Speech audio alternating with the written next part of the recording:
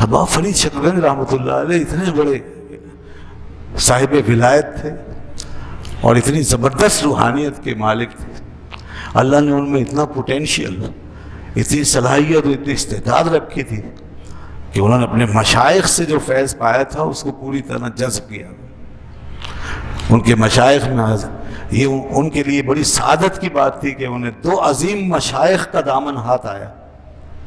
2 عظیم مشائخ، ایک اپنے پیر و مرشد حضرت خواجہ بختیار کاکی رحمۃ اللہ علیہ، ان کا دامن براہ راست انہیں نصیب ہوا اور ان سے عرصہ دراز تک ان کے ساتھ وابستگی رہی، اور ان کی بارگاہ میں انہوں نے ریاضت و مجاہدہ کر کے اور محنت و مشقت کر کے خوب فیض پایا ہے.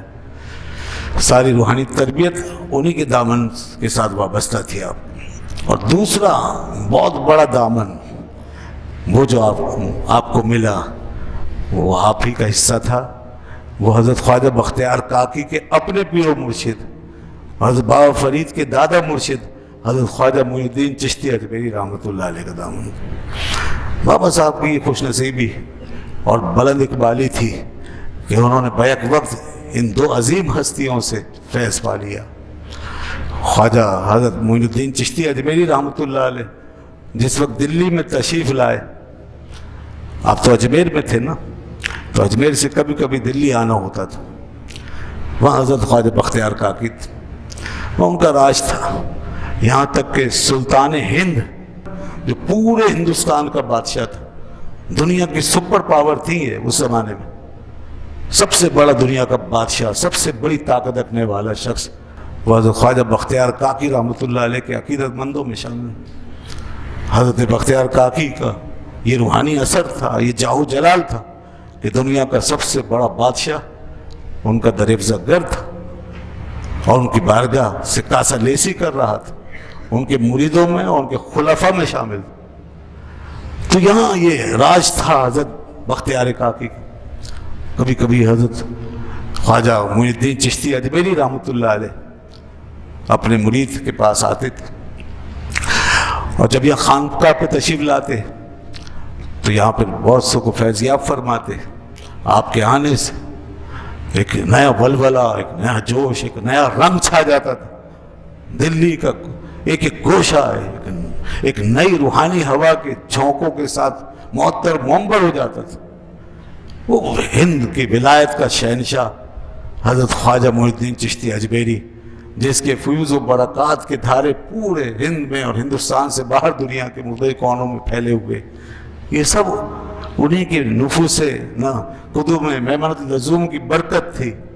آپ ہی کی برکتیں تھی کہ یہ سارے سلسلے جاگے اور یہاں یہ سب کام شروع ہوا. آپ جب یہاں تشریف لائے تو اس وقت حضرت بابا فرید شکرگنج، کوئی 9 عمری کا زمانہ تھا، 18-20 سال کی عمر ایسے کوئی ہوگی، اس وقت یہاں پر آپ ریاضت و مجاہدے میں مصروف تھے. تو بابا فرید کو، اس نوجوان کو سلطان الہند نے جب دیکھا تو ایک ہی نظر میں اندازہ لگا لیا کہ کتنا بڑا روحانیت کا شہسوار ہے.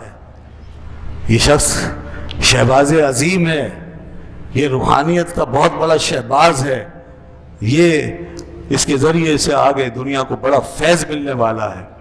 اس لیے وہ اپنے مرید، اپنے خلیفہ خواجہ بختیار کاکی رحمۃ اللہ علیہ سے فرمانے لگے کہ بابا بختیار، شہباز عظیم بقید آوردائی، بابا بختیار تم ایک بہت بڑے شہباز کو پکڑ چکے ہو. کس کے لیے کہہ رہے ہیں؟ بابا فرید کے لیے. شہباز عظیم بقید آوردائی، بہت بڑا شہباز تم نے پکڑا ہے کہ جز بس سدرۃ المنتہا اشیاء نگیرت.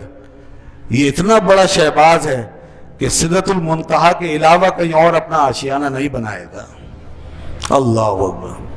اس کی جگہ یہ دنیا نہیں ہے، یہ زمین نہیں ہے، یہ ہوائیں، یہ فضائیں، یہاں اس کا ٹھکانہ نہیں، اس کا ٹھکانہ سدرۃ المنتہا پر ہے.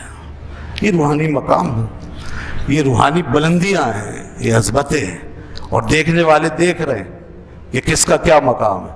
تو انہوں نے فرمایا کہ یہ سدرۃ المنتہا کے علاوہ اپنا ٹھکانہ نہیں بنائے گا.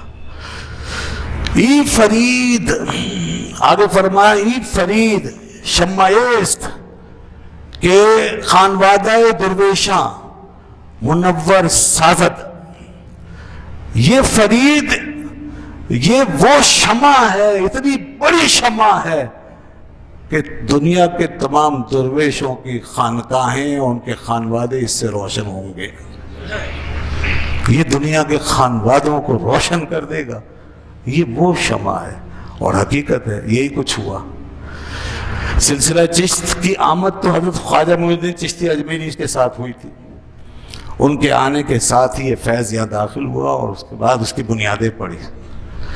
اس سلسلے کو وہاں سے لے کر دہلی میں عام کیا خواجہ بختیار کاکی نے، اور یہاں سے پھر اس سلسلے کے اندر جو زندگی بخشی ہے اور اس کو جو شہرت دوام عطا کی ہے اور اس کو ایک نہ سپرنے والا جو پھیلاؤ دیا ہے، اس میں بابا فرید کا سب سے بڑا ہاتھ ہے. بابا فرید کا بہت بڑا ہاتھ ہے. یہ ہے حضرت بابا فرید کا کارنامہ کہ جس کا حضرت خواجہ معین الدین چشتی اجمیری رحمۃ اللہ علیہ نے بہت پہلے جس کا اظہار کر دیا تھا.